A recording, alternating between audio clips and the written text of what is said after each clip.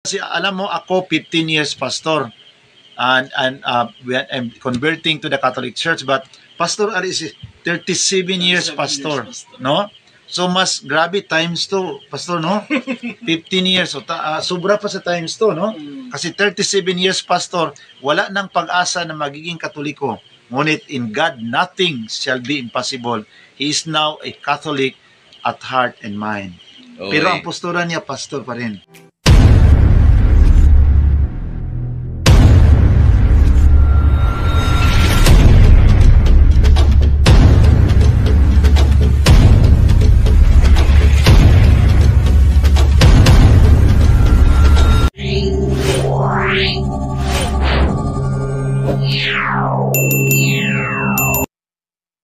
Special special edition ng broadcast natin tonight.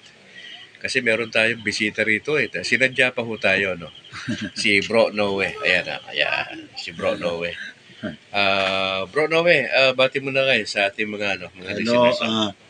Hello, magandang gabi po, Pastor Al. At sa ating mga listeners, nagpasalamat ako sa Diyos na kasama ko ngayon si Pastor and then si Brother GB. Hello, brother. Hello, magandang gabi po. Nakarating ako dito sa bahay mo, Pastor. I'm so happy to be here with you. No? Marami tayong mga pinag-usapan. Marami na ho kami na pag-usapan. Kanina pa ho kami magkasama. Kaya lang, actually, ang plano namin ito, kanina pa kami magla-live. Kaya lang, may mga nangyari sa gitna eh. Hindi kami nakapag-live. Kaya magkukwentuhan na lang ho muna kami rito. Special edition ho ito ng Kabrad, kasama si Bro Noe Dora. Siya po yung kauna-unahang kung di ako nagkakamali, convert na pastor sa pagiging Katoliko. Pero mas maganda, bago tayo magsimula, magdasal muna tayo. Sige. Pwede mo bang kayo mag-lead ng ating panalangin? Ako sana hihingi sa ikaw mag-lead. Naunahan mo ako, Pastor. Sige. Kayo na. Sige. In the name of the Father, Son, the Holy Spirit. Amen. Lord, salamat po sa pagkakataon na you gathered us together with Pastor Al, kasama ni Brother GB, our Catholic faith defender here in Bacolod. We thank you, Lord, for this wonderful moment, being together because of you and because of your church. You gathered us together. Open our hearts and mind, and also our friends in Facebook as we discover the mysteries of our faith. This we ask through Christ our Lord. Amen. In the Father, Son, and Holy Spirit. Alright, shoutout muna tayo sa ating Bishop Patricio Buson dyan sa Diocese ng Bacolod at yung aking parish priest dito sa Sumag na si Reverend Father Luan Torrefranca saka si Father Robert. Pastor, kwentuhan naman tayo. Kumusta? Ano bang kumusta na yung mga buhay-buhay nung kayo ay na-convert bilang isang bilang pastor naging Katoliko? Kumusta na? Ang ating buhay, Pastor, medyo enjoy tayo, no? May mga problema pero it's normal na kahit na may mga problema, ang importante na tayo po ay nakapagpatuloy sa paglingkod sa Panginoon. So, tuwang-tuwa ako kasi kanina nagkita kami ni Bishop Patricio. And pareho sa iyo, naunahan ako yung kumain kami ng tanghalian. Sabi ni Bishop na, ikaw ang bisita, ikaw ang manalangin. So, nakumutkot ako sa ulo ko kasi ang expectation ko kasi siya ang mag-pray. Okay. Kasi siya ang bishop eh. Sabi ko siya, it's good, you will be the one to pray. You are the visitor. So, I'm so happy na today, nakita kami ni Bishop Patricio Buson and we talk about Pastor Al Calixtro about his conversion, being 37 pastors of Baptist, and also the good bishop is very happy of your conversion, Pastor Al. Okay. And we believe that it is really the answered prayer, Brother GB, no? Na si Pastor na dinala sa Panginoon para maging kasama natin sa Katolikong Simbahan. Sister Susan Amrad, Brother Angel Lucay, magandang gabi po.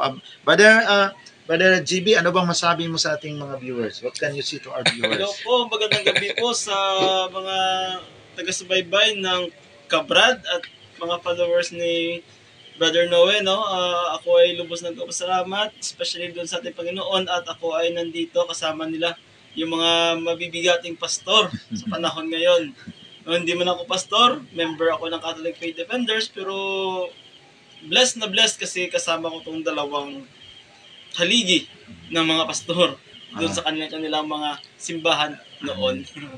By the way, binabati ko nga pala yung yung katropa natin, Pastor, Catholic Faith Defenders Diocese of Bacolod. Oo naman, shout out.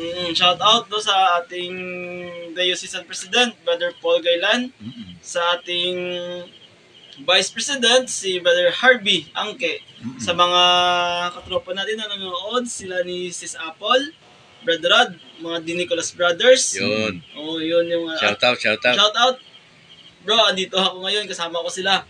Sa mga kasama natin dyan, sa Catholic Faith Defenders National, Brother Ryan Mihiliano, sa Catholic Faith Defenders Dumaguete, Brother Woodrow Makiling, at sa mga kasamahan natin dyan. Magandang gabi po sa inyong lahat. Thank you. Ayun. So, Brother GB, if you see that we are a blessings to you, you are also a great blessings to us kasi ikaw ang nagpapasakay sa amin. And doon kay Sister Susan from Maranding, Lanao del Norte, Sister Brother Graciano Wabina, si Ate Veronica Castillo from Midile Wesleyan Church, Midilin, Cebu, Sister Angel Amuma, and Brother Pani Coronel Tarok, magandang gabi. At dito naman sa kabila, Sister Juber Rivera, Brother Juber, Sister Fila Galo, Sir Marky Rusian, Sir Castillo Camila, magandang gabi po. And i-greet ko rin ang ating Archbishop, Bishop Protector, Archbishop Julius Tonel, Archbishop Zamboanga being our Bishop Protector sa converted pastor of the Philippines, national level. At salamat po. And I'm so happy kasi alam mo, ako 15 years pastor and I'm converting to the Catholic Church, but Pastor Ali is 37 years pastor, no? So mas grabe times 2, Pastor, no? 15 years. So sobra pa sa times 2, no? Kasi 37 years, Pastor, wala nang pag-asa na magiging Katoliko. Ngunit in God, nothing shall be impossible. He is now a Catholic at heart and mind. Okay. Pero ang postura niya, Pastor pa rin. Ang sabi nga ay pastor na Katoliko eh. Pastor na Katoliko po tayo. Opo, kaya pagka pag tinatawag ako rito, pastor pa rin, sabi ko, pastor na Katoliko na po ako. Magandang gabi kay Kuya Boots Uy, kay Apple, kay Enemy You Love Me, at sa iba pa mga tropa natin hindi ko nabanggit ako. Kay Harvey, magandang gabi, bro. Si Kuya Butsoy, siya ang naghatid sa atin kanina. Oo, si Kuya Butsoy. Kuya Buts. Thank you so much. Fulgencio Pasigna. And also Brother Mike Agando Risitas, and magandang gabi. So kaya I'm so happy, Pastor Al, kasi I believe that it is really the work of the Holy Spirit. Yes. Kasi hindi tayo nagpaplano na magiging Katoliko, di ba, Brother GB? Walang Brother GB also, by background, he naka-experience din siya na he was a born again, no? Born again. And then, how many years bilang born again, and then bumalik simbang Katoliko. Kaya, it's very God's work that gathering us together in the family, in the church. So sabi nga nila, born again, naging born against. Hindi masaya doon sa born again. Kasi pagkatapos ng worship namin, may free lunch. Sa Katoliko, Pastor, wala eh. Wala ba? Peace be with you, ma. Peace be with you. Pero after ng misa, wala na. Parang hindi na kayo nagkakaroon. Kaya ngayon nandito na tayo, isusulong natin yan. Na dapat yung ginawa natin sa born again, mas lalong gawin natin dito. Hindi po pwedeng pagkataas ng misa, wala na. Pwede naman siguro pagkataas ng misa, medyo may pakapi-kapi na konti, di ba? Kung pwede, kung mayroon kayong baboy, yung humbang ipapakain natin, no? Okay. Sister Jenny Avila from Lumbia, Cagayan de Oro City, and Brother Angel, Sister Angel Amuma from Japan. Thank you so much. Brother Mike, and also Brother Sister GP Carisusa from Dubai. Magandang gabi po. Wow. So makita natin ang pastor natin ito sa Bacolod. Kaya Bishop Pat is very happy na mayroon na tayo ditong pastor na naging converted. Kaya happy talaga po. Kaya pag-usapan natin na ang ating mga what attract us in the Catholic Church, no? Ano yung mga naka-attract sa akin, mga kapatid? What attract me in the Catholic Church? Because I discovered, Pastor Al, Brother JB, na only the Catholic Church officially recognize the Blessed Virgin Mary. Okay. That point is really touching my heart. how wonderful is this church, no? How wonderful is this church that remain in her commitment to respect and to protect the credibility and integrity of the mother of our Savior. Okay. Because when I was a pastor, I love so much Jesus. I sing to Jesus to worship the Lord, but I never recognize his mother as a part in the plan of salvation. Bakit naman? Bakit? Because yung sa pastor pa ko, I was trained with my lulo na Christ alone, yung doktrina natin pastor na Christ alone na dapat si Kristo lang, wala nang iba. Wala nang iba. And I realized that the plan of salvation is not Christ alone. It is the cooperation and this is a cooperation and the work of the Blessed Trinity. The Father and the Son and the Holy Spirit. So hindi pwedeng baliwalain yung nanay. Yes. Kasi may anak, di ba? So kung hindi naman dahil kay Virgin Mary, wala naman din Jesus Christ. Amen. So importante na sa atin ngayon bilang mga Katoliko na pastor na naging Katoliko, yung respeto natin na dapat ibigay sa nanay din. Okay. Kasi you love the son but you don't love the mother. Kayo ba JB yung na-in-love ka? Di ba? Hindi lang ang girlfriend mo ang minamahal mo, pati rin ang kanyang nanay. Kasi package deal yun di ba? Pero actually, totoo yan. Actually, yung turo sa amin, na si Virgin Mary daw is parang, tawag doon, yung eggshell ng itlog. Pagkatapos na mapisa ng itlog, tsapwera na yung eggshell. Yun yung turo sa amin. Ganun, parang yung si Mama Mary talagang hindi siya talaga something elevated talaga so, na walang pagkatapos ni Kristo, nang lumabas na si Kristo, wala na si Mama Mary. Wala na si Mama Mary. But Christ's respect to his mother is consistent. Hindi lang na ngayon na buhay pa ang nanay mo, irespeto mo, pastor. Pagpatay na, hindi mo na isabi na natin na no need to respect. No. Even though our mother is not physically present in us, but in our heart, there is still a respect that is reserved for the mother. So at the same manner, we have that respect to the Lord Jesus Christ, but we have that also of gratitude. We are grateful to this woman who take care and nourish our Savior Jesus Christ, so that there will be a perfect offering to the Father. So the role of Mama Mary is very important in the preparation of this only begotten Son of God becomes man in her womb, and her motherly care is really very important, so that we will have a perfect offering to the Father. Pastor, no? Yung sa wedding at Cana. Di ba iba yung interpretasyon namin noon nung Protestante pa ko, syempre sa inyo rin siguro, di ba? Pag binasa mo, parang pinagalitan ni Jesus si Maria. Parang walang respeto. Parang walang respeto si Jesus. How does it affect to me? Woman, how does it affect to me? So, kaya yun ang naturo mo doon sa una. Pero sa Catholic version, iba pala. Kung sa Catholic point of view, makikita mo doon na si Jesus talaga ay grabe, mahal na mahal niya yung ina niya. At si Mama Mary naman, na-imagine kahit hindi pa oras ni Jesus sa pagmilagro, dahil inaya yung nag-ano sa kanya, nag-request, talagang binigay niya kahit hindi pa oras. Pero sa Protestant point of view is parang si Jesus doon is walang respeto. Kasi depende yun sa nagbasa, Pastor Alba de GB. Pag ang nagbasa, Katoliko, malumanay. Di ba? Sample. Wala na silang alak. Ang sagot ni Jesus sa Protestant style, woman, how does it affect to me? My time has not yet come. Ganon, depende yun. Pero kung Katoliko ang nagbasa, wala na silang alak. Ang sagot ni Jesus, woman, how does it affect to me? My time has not yet come. Kaya mayroong isang Katoliko na palagi nag-attend sa Bible study sa Protestant. So nagalit na yung nanay kasi Katoliko man, sabi niya, ikaw, Jocelyn, ngayong gabi na palagi kang mag-attend sa Bible study sa pastor na yan, late ka na makauwi, midnight na. So kaya I warn you not to do it again. So next Saturday nag-attend naman siya ng Bible study. Ang kanilang topic is John chapter 2 na sabi ni Jesus kay Mama Mary na, woman, how does it affect to me? My time has not yet come. So, sabi ng pastor na makita natin na kahit na si Jesus, hindi nagrespeto kay Mama Mary kasi kung nagrespeto pa siya, tinawag siya ng mama. Ngayon, tinawag niya babae. So, it seems walang respeto. So, kaya, hindi tayo sumunod sa Katoliko na magmama Mary. Pag uwi niya sa bahay, pinagalitan siya ulit sa mama. Sinabihan na kita na uuwi kang maaga. O ngayon, anong ginawa mo? Inulit mo pa. In-apply niya ang kanya natutunan sa Bible study. Sabi niya, woman, how does it affect to me? My time has not yet come. Naloko na, maling.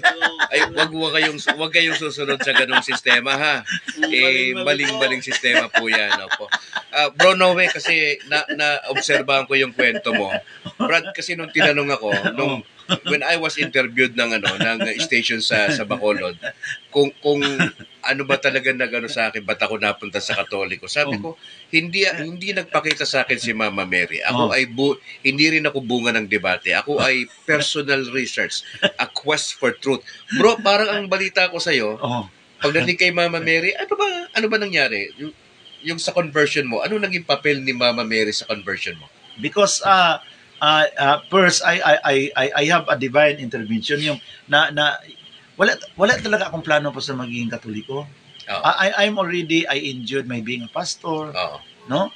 My family is a strong Protestant, so it's not in my mind to become Catholic. Okay. But one time when I was doing my normal activity na yung mayroong Katoliko na magpabinyag. Okay. After sa binyagan, the following day, gumagawa kami ng exorcism tulad kay Father Darwin ba, pero ang ini-exercise namin ang mga ribulto. Ay ganon. Sabay-sabay martilyuhin yung ribulto in the name of Jesus, laya Satanas, ganon.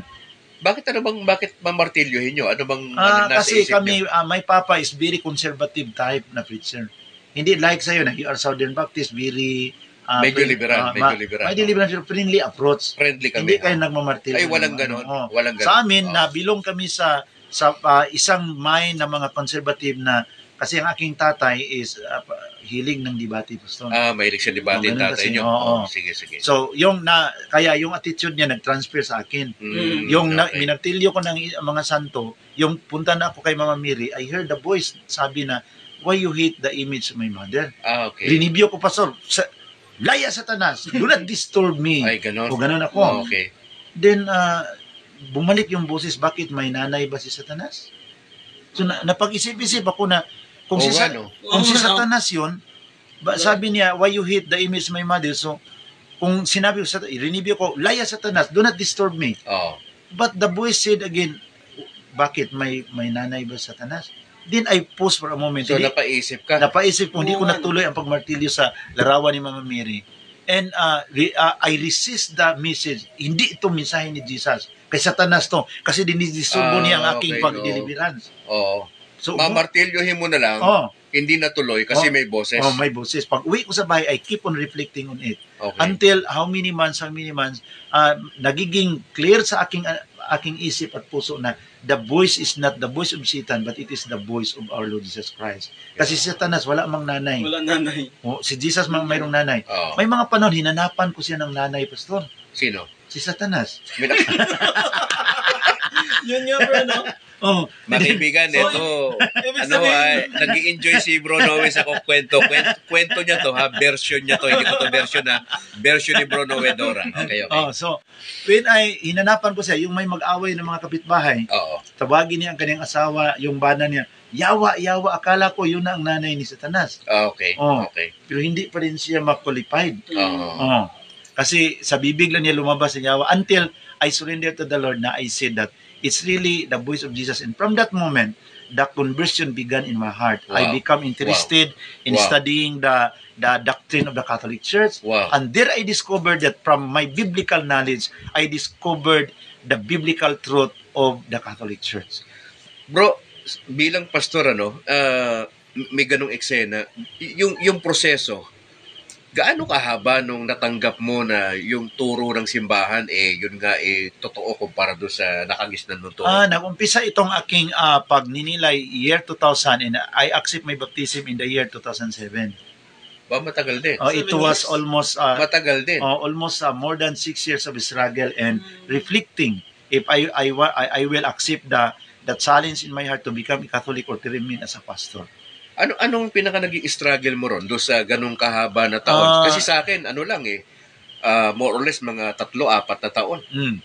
Pero sa iyo, ang tagal. Ang struggle, number 1, hindi mo maiwasan na isipin mo ang pamilya mo, mga pastor, pastora, tatay mo, preacher, debater. So maisip mo, ano lang kaya ang mangyari sa pamilya namin? Yung sasabihin nila. Oo, sasabihin nila. Sa aking mga classmates sa Bible School, I studied in the Bible School, na ang dami kong classmates, mga more than 100. Anong masabi nila? And then, ang galing-galing ko pa namang makipagdebate sa Katoliko. Pag magsabi ang Katoliko ngayon na, kayong mga hindi Katoliko, wala kayong respeto sa nanay. Hindi ninyo alam ang pagmamahal sa isang nanay. Di magsagot kagad ako, pastor, na sino ang may malalim na pamamahal? Ang mama o ang lula? Ang lula, kasi pag natulog ang lula, kung matulog ang lula, magsabi ang lula, Apo. Nakuha niyo ba yung joke? Mga kaibigan, ating bisita si Bro Noe Dora. Siya po yung kauna-unahang convert sa Cebu na pastor, naging Katoliko.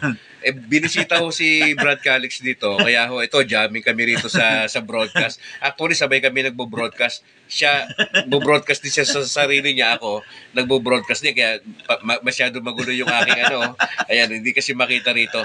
Sa mga kapapasok lang po, maraming salamat. May mga pastors tayo rito, Bro Noe, na nandito, nakikinig sa atin ngayon. Mga tropa rin natin ito sa Baptist. Mga interesado rin sila kung ano nangyari kay Bro Calix. Pero, sige, okay lang. Maganda to, magkausap-usap lang din tayo. Bro, interesado ako dito Ngayong, eto na, ano na nangyari, no? Ilang taon ka na nga na convert from pastor to Catholic ka na? Ilang taon na? Since 2007 until now, mag 18 years na ako as a Catholic. Doon sa unang 3 na taon, nung nagsimula ka, ano yung mga naranasan mo? Grabe talaga ang aking, kung isipin ko ang nakaraan, grabe talaga ang aking naranasan, kasi walang-wala na ako, din tinatakwil ako sa pamilya, pastor. Uy. Kasi as in literal tinatakwil ka? They don't like yung sinusuot ko na cross. Minamartilyo nila pag malagay ko doon sa lamisa, pagbalik ko may tama na. Wala na, sira na. So ganun ang mga aking experience. And then yung nagbibinta nila ako ng mga malunggay, alabati. Grabe ang aking naranasan. Pero yung mapagalitan ka sa obispo, may mga bisis na pagalitan ko sa obispo. Sino ka? Kasi yung magpunta ako doon sa mga pero may maraming obispo na mabait. Pero mayroon rin mga obispo na medyo ang kanilang yung ino-observe ka ba? So kaya yung umiyak ako, sabi ko, Lord, bakit yung bishop na yon sinisigawan ako, sino ka? Ano ba ang kasalanan mo? Lord, ano ba ang kasalanan ko? Bakit nagbalik na ako sa Katoliko, pinagalitan pa ako? Tama ba yung ginawa ni bishop? Parang sumagot si Lord sa, tama yung ginawa ni bishop na sabi niya, sino ka? Bakit magiging tama, Lord, siya? Kasi hindi ka man niya kilala, kaya tama yung sabi niya na, sino ka? Hindi siya kilala kaya tanong sa kanya, sino ka buti niya sinabi na sino ka, no? Iba naman yung sino ka. Sino ka? Nagtatanong talaga kasi hindi kayo masyado kilala. Bro Noe, interesado ako sa mga ginagawa ng Lord sa inyo, kasi marami ako mga kaibigang pastor na honest naman, na alam ko naman na tinanggap nila sa isang banda yung aking desisyon, pero hindi naman lahat. Pero ano yung pwede mo ba maikwento? Ano ba yung ginagawa ng Lord sa iyo ngayon? Sa akin ngayon, the more I become a Catholic, the more I develop a strong love and compassion to the pastors. Na pag titingin ako sa isang pastor na gusto makipagdebate sa akin, maawa ako, pastor. Alam ko bakit ganun siya, kasi alam ko ang kaniyang nalalaman, Bible alone lang. Hindi niya alam ang history, kaya ganun siya magsalita na parang galit siya simbahang Katoliko. Kasi kung alam pa lang niya na ang simbahang Katoliko ay siyang simbahan o nakaugat mula pa sa kasaysayan, the church of the history that connects the root of this history back to the apostles, walang pastor na maganon. Pero dahil sa kakulangan nila sa kaalaman sa history, puro lang sila basa sa Biblia na tinatawag yun pastoral na kapitulo laway, bersikulo baba. Okay. Wow. Wow. Puro na lang bersikulo without historical knowledge. Okay. So yung pumasok ako doon sa studying the history from the biblical point of view, I discovered that the Catholic Church is the church of the Bible. This is the church that canonized the Word of God. That's why the Catechism says that it was by the apostolic tradition that the church discerned which writing are to be included in the sacred scripture. So ang simbahang katoliko ang kahimanang ginamit sa Diyos na siya ang magkilala at magdetermine anong mga sulat na magiging Biblia. Kaya I realized that according to Catechism number 120, and I continue reflecting on it. And then I was able to visit Jerusalem 2 times.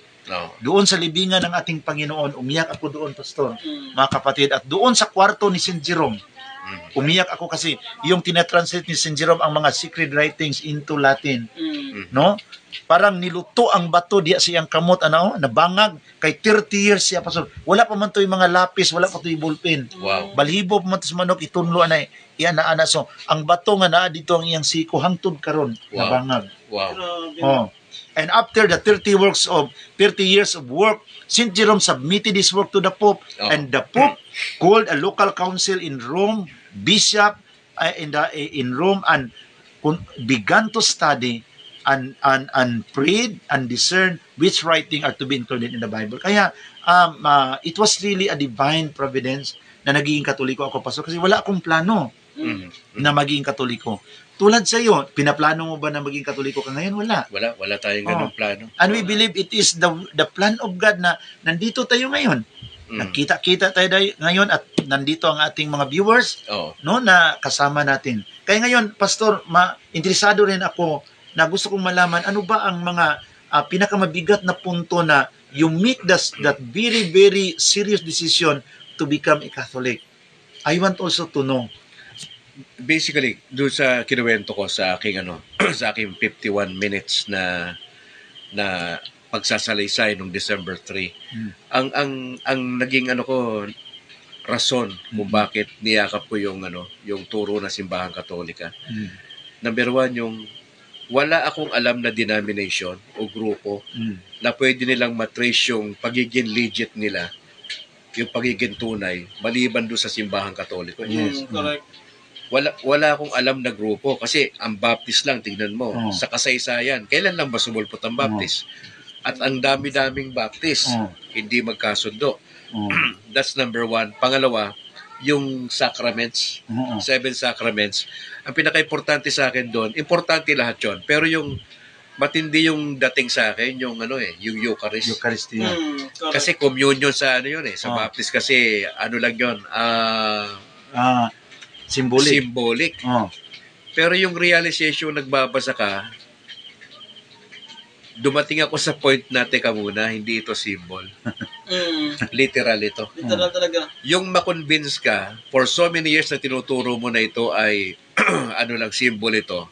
Tapos dumating ka sa point, kasi marami ako sinusundang mga theologian, ano ba interpretation ng mga to? Bakit sila nagliteral? Sabi ko, oo nga may sense Sabi ko, kaya nung ako'y dumadalo na sa isang simbahan ng Katoliko, hindi naman ako nagpa-partake pa, umaatin lang ako. Naiiyak ako. Naiiyak ka, Pastor? Kapag ka tinataas na ng pari yung ostia, kasi nga yung understanding mo na nababago na it is really the body of Christ. Nagre-reflect agad sa akin yung ginawa ng Lord sa cross na hindi biro yung ginawa niyang kamatayan. Tapos yung literal na siya namatay. Iba yung dating sa akin, sabi ko, Lord, maraming salamat sa maraming taon na pagtatakwil ko sa turo na ito na ganitong aking Pangatlo, Brad, yung apostolic succession.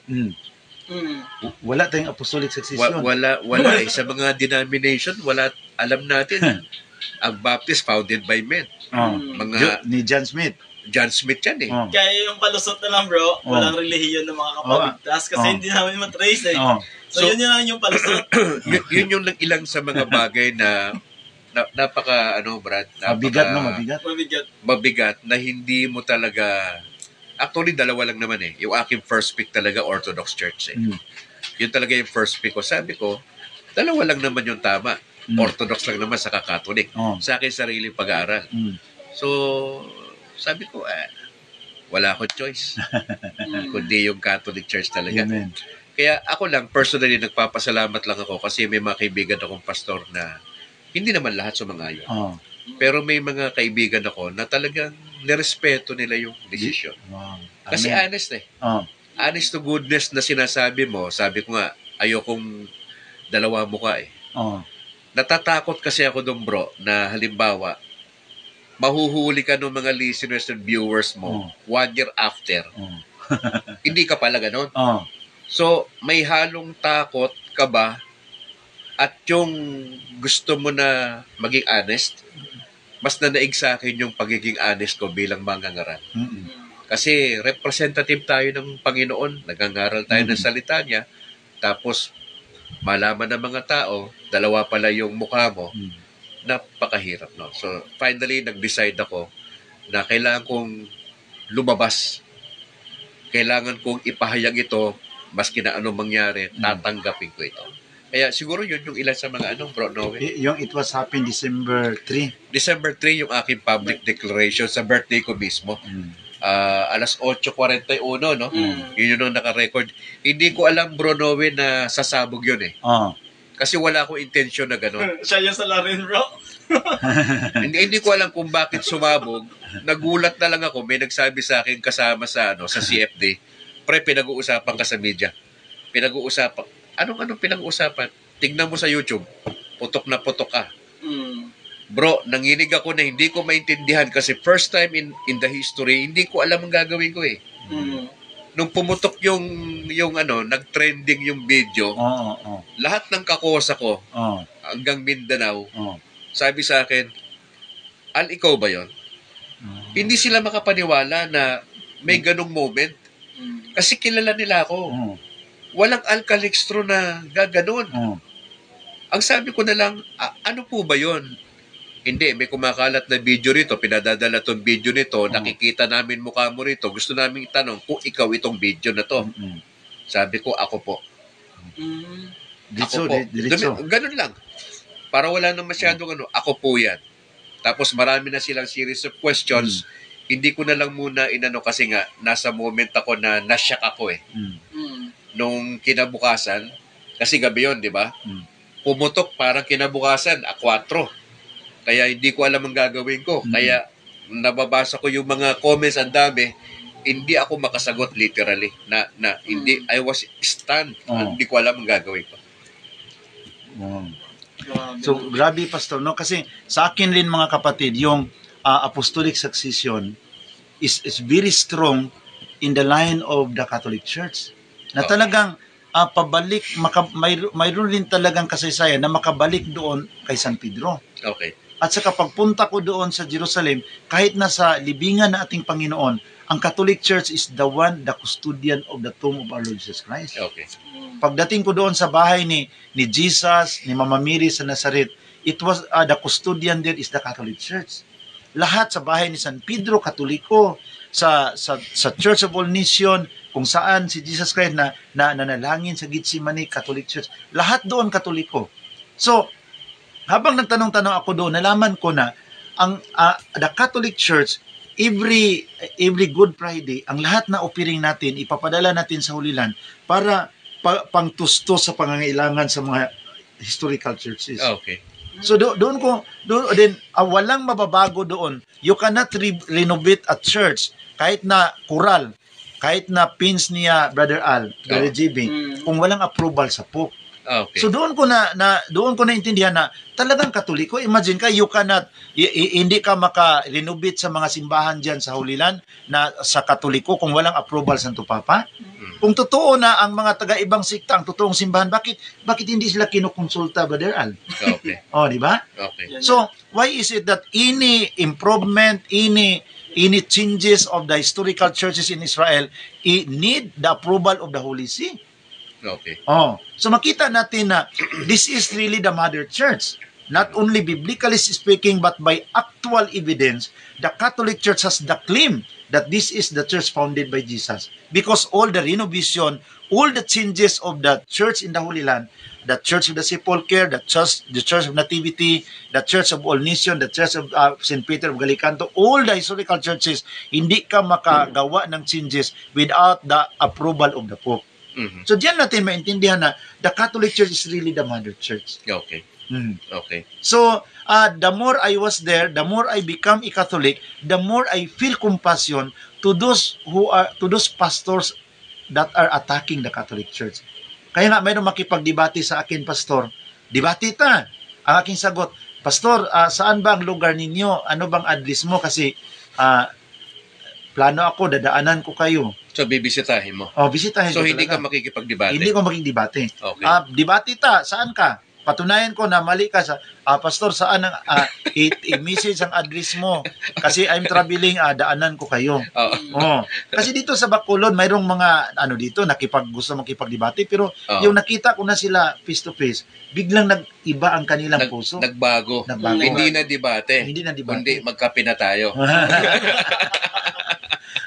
So doon ko nakita pa and what it impact me, I found out that the rosary is biblical. Okay. Like for example, the first glorious mystery, the Annunciation, is Luke chapter 1 verse 26. Okay. The second glorious mystery is Luke chapter 1 verse 39.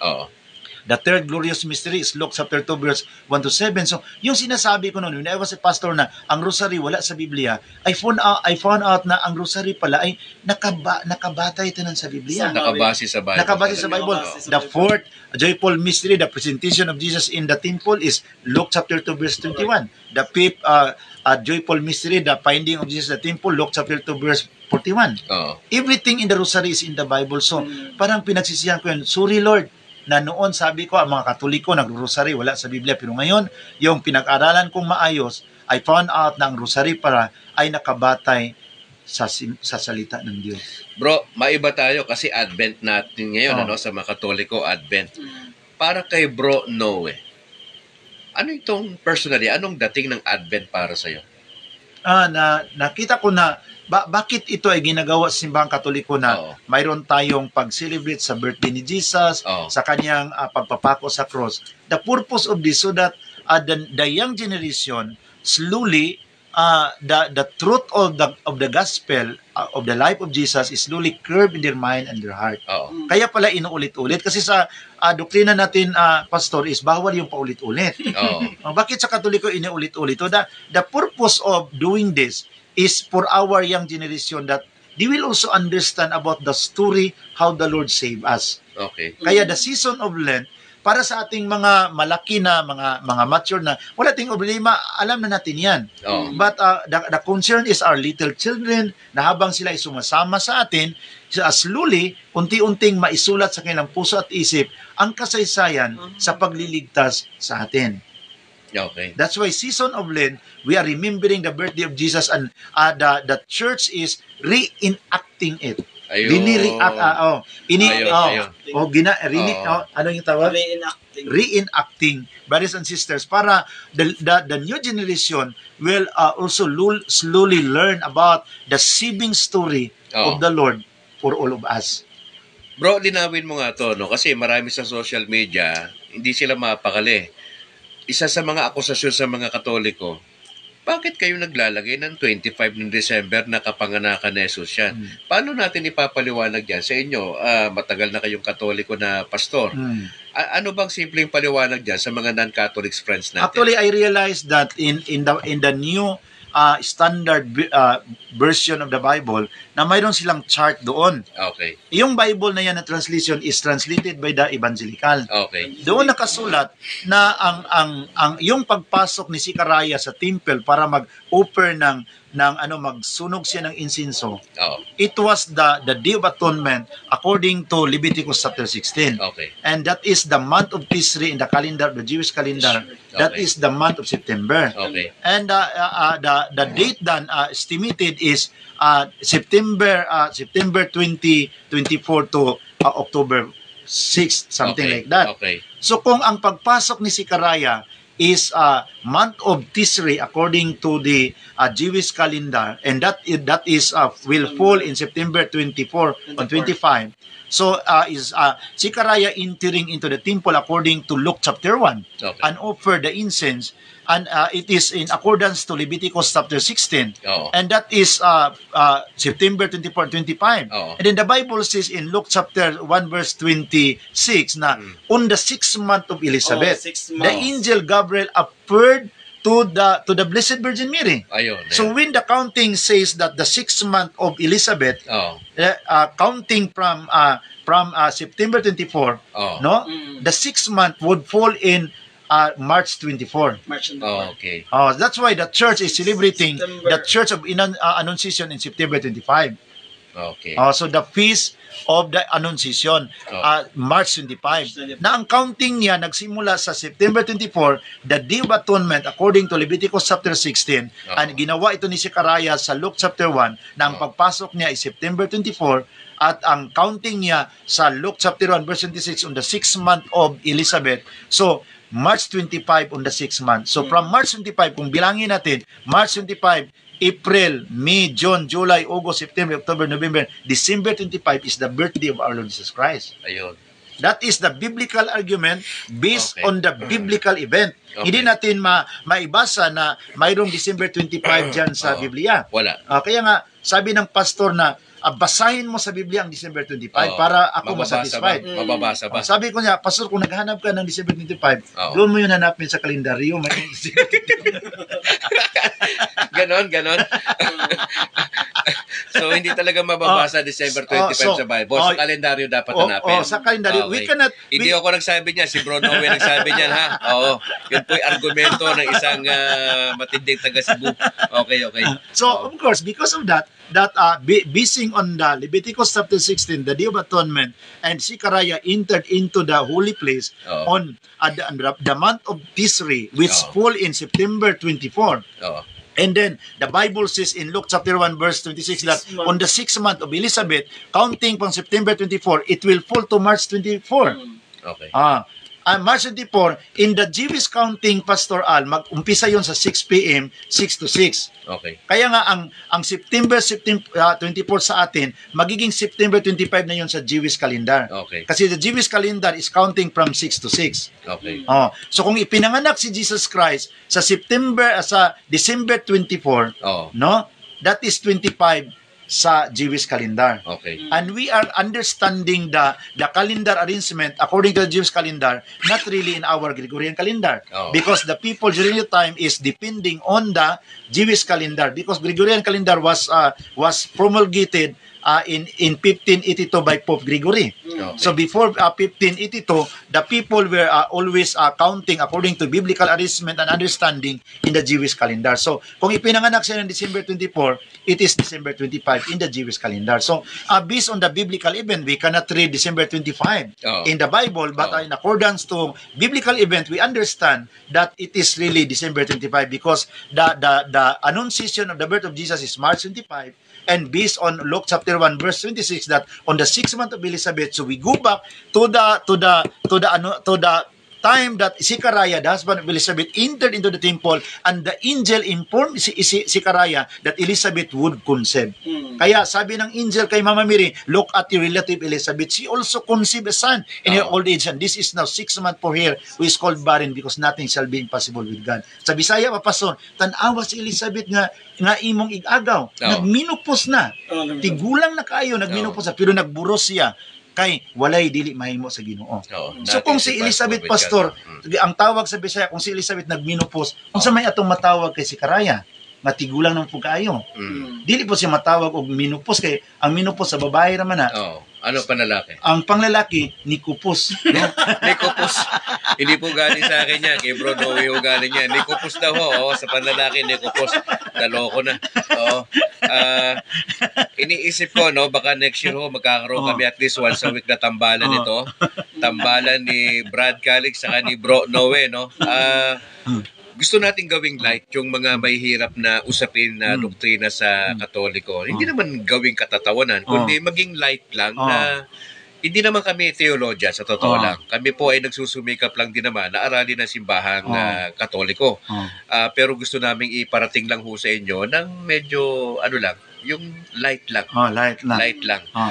Bro Noe, wala na ako masyadong gustong sabihin, pero palagay ko ikaw meron pa. Ito, last question ko para sa'yo.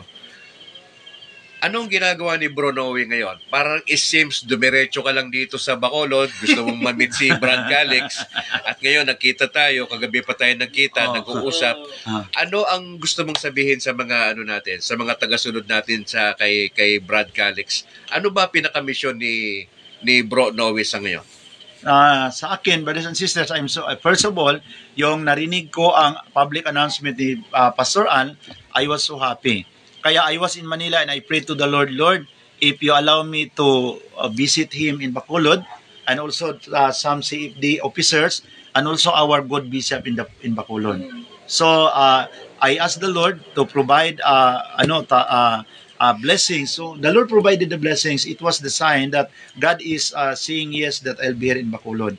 Because now that I am a Catholic, brothers and sisters, pag tingnan ko ang mga Pastor Al, noon sa pastor pa ako parang very separatist na ako lang ang maligtas. Okay. Pero ngayon na nagiging Katoliko na ako, nag-iba ang aking puso na pag tingnan ko ang mga mukha sa pastor, I feel compassion. Wow.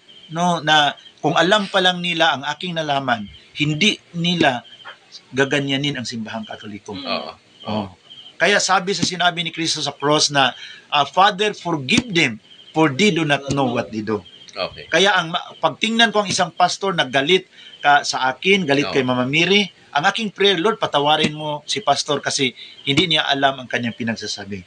Okay. So, I'm praying for him na someday there will be a realization by the power of the Holy Spirit and you will bring more pastors into the full communion of the Mother Church. Kasi ang Katolikong simbahan is inang simbahan. Okay. Kaya bilang nanay na simbahan, inang simbahan, hindi siya nanguhusga, Pastor Al. Okay. The Mother Church is inviting many others to return to the fold. Okay. Kaya Jesus Christ said in John chapter 10, verse 16, I have other sheep that are not in this fold. I must lead them also, and they will hear my voice, and there will be one flock and one shepherd. So kaya malinaw na mayroong longing si Jesus Christ na magkakaisa ang kaniyang mga tupa. Okay. And the best thing to do in order to realize the unity of our Savior is not to establish another denomination, but to return to the Mother Church. Okay. Ang longing ni Jesus Christ, hindi siya magiging ma-realize sa pamagitan ng pagtatag ng maraming sikta, kundi ma-realize ito sa pamagitan ng pag-uwi sa inang simbahan. At walang iba, kundi ang simbahang Katoliko that has a historical claim that this is the church of the history. This is the church of the apostles. This is the church founded by our Lord Jesus Christ. Wow. Wala ho ko masabi sa kanyang binitawang mga pangungusap.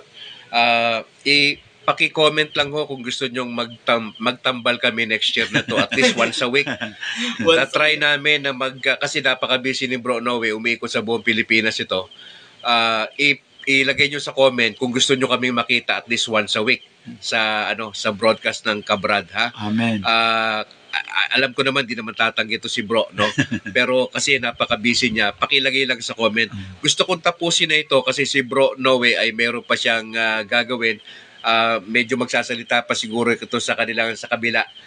Tatapusin ko lang ito sa akin. Mga kapatid, hindi ko kayo lahat mabate. Maraming salamat sa sumama sa ating broadcast today. Bukas magkikita tayo, regular broadcast natin, 6:00 ng umaga kasama si kapatid na Apple. Amen. Maraming salamat.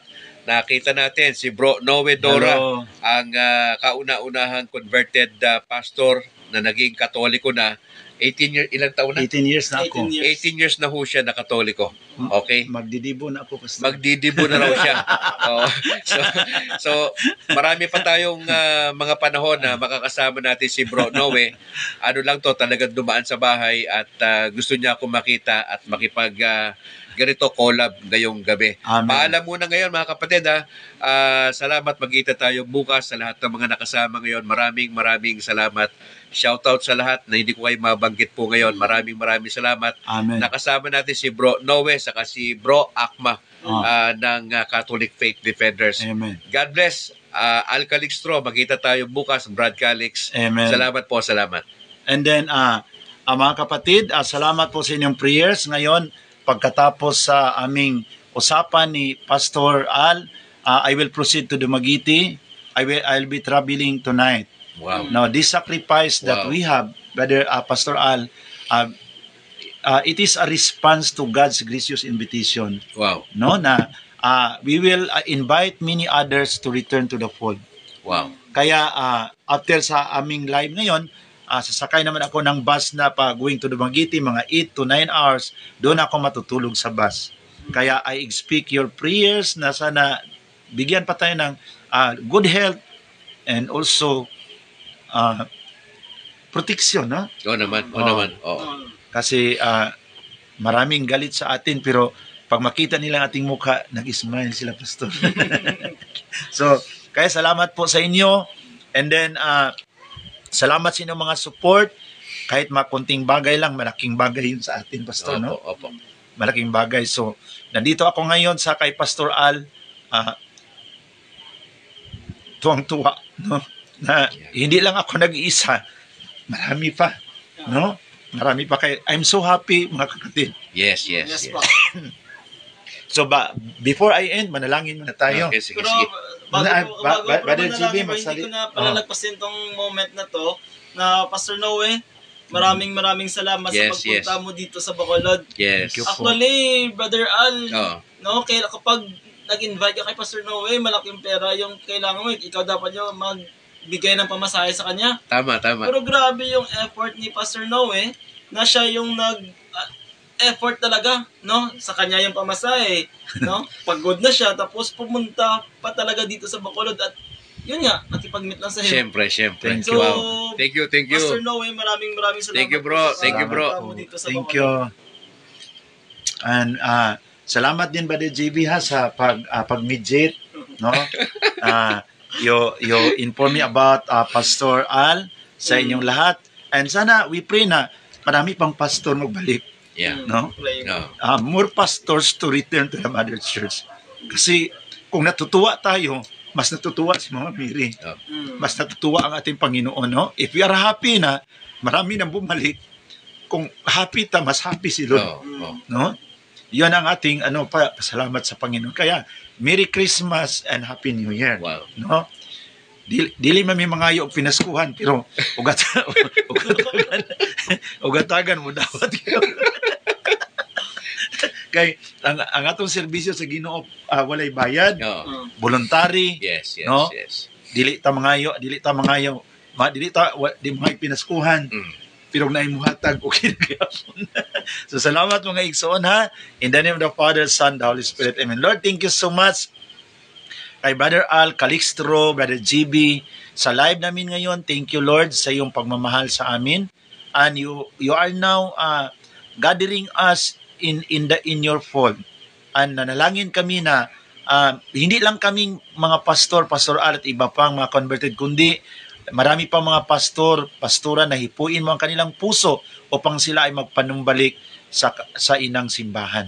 Salamat po sa gabing ito habang ako ay paalis papuntang Dumaguete. Yes. Patuloy mo kaming ingatan. Ako, si Pastor Al and Brother GB at sa kanilang mga buong family na you will always grant them good health, peace of mind, especially in this season of joy as we remember the birthday of our Savior of the world. Yes. Thank you so much for this wonderful evening. You gathered us together and we pray, loving Father, to bless our viewers na sa kanilang pag-celebrate sa birthday ng iyong nag-iisang anak, the blessings from the heavens will overflow to each one of them and grant them the desire of their heart.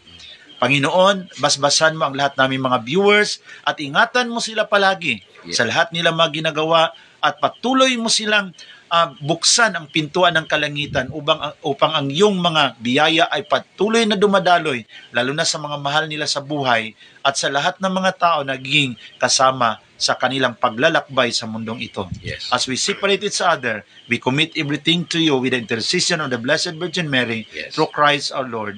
Amen. In the name of the Father, Son, and the Holy Spirit. Maraming salamat, Pastor. Maraming salamat. Maraming salamat, Brother JB. Salamat. Thank you po. God bless. I will travel now. Thank you to Dumaguete, and then Dumaguete to Dipolog, and then Wow. Dipolog to Cagayan, Wow. and then Cagayan pabalik sa Manila. My life is always traveling, no? Spending my time in the bus, in the plane, and in the boat. So Okay. salamat po. Ingat kayong lahat. Merry Christmas and Happy New Year. Wow. Ating ano. To make his message known.